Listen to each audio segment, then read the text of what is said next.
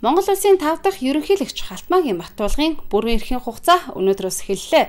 Тэрээр 12:30 минутанд төрийн ордонд тангарахаа өргөснөөр үүрэгт ажилдаа албан ёсоор орж байгаа юм байна. Монгол улсын ерөнхийлөгч зэвсэг түвшний ерөнхий командлагчаар та бүхнийхээ итгэл дэмжлэгээр сонгогдож дөнгөж сая Монгол улсын үндсэн хуулийн дагуу танилцууллаа.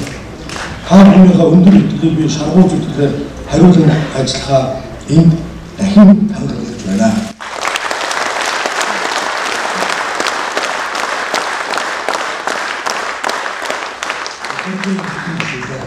Та бүхнийг хойш босгүй шийдэх ёстой ажлууд шилээ дараа хүлээж байгааг бид бүгд мэдж байгаа.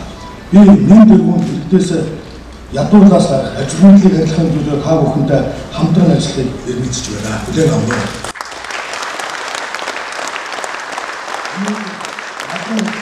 Ажилтнууд ноцтой хэмжээнд үндэсний аюултай байдал хүрч байгааг би онцгой хааж бүх боломж болцоод үүнд чиглүүлэн төвлөрч та бүхэндээ хамтран ажиллах болно. Та бүхний зөв шийдвэр зөв бодлого бүрийг би дэмжин ажиллах болно гэдгээ бас хэлье. Ард түмний бэлэг ашгийг огоорсон дутуу төлөв боловсруулсан бодлого шийдвэр хууль тогтоомж гаргаас засах залруулахын төлөө шаардах шүүмжлэх болно гэдгээ бас хэлье.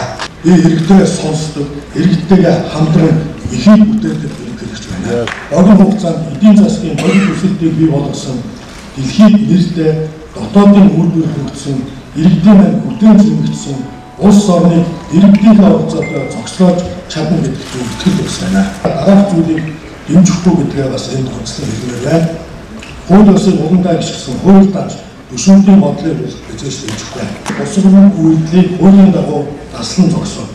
Төрийн албыг 8 аливаа төрлийн гэмт үйлдэлтэй шийдвэртэй тавьж байна.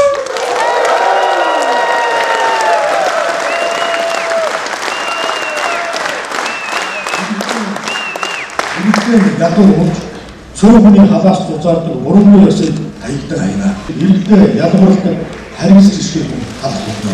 Үндэсний ашгаа дээдэлсэн ерөнхийлөгч байна.